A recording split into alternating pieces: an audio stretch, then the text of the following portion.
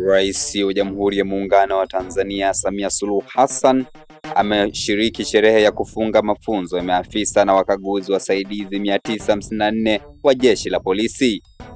Na nukuu kile ambacho ameandika katika mitandao ya kijamii: katika jukumu muhimu la kuhakikisha ulinzi na usalama ndani ya nchi yetu, leo nimeshiriki sherehe ya kufunga mafunzo ya maafisa na wakaguzi wasaidizi 954 wa Jeshi la Polisi.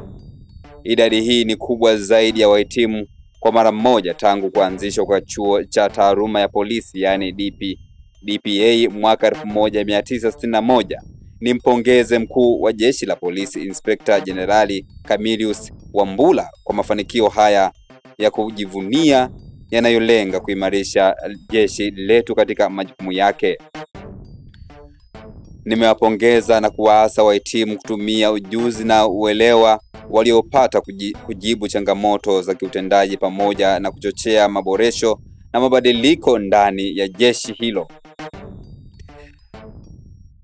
Kazi yao ni muhimu pia izingatie haki, maadili na ushirikiano na jamii pamoja na vyombo vingine vya ndani na vya nje ya nchi katika kudhibiti uhalifu na wahalifu.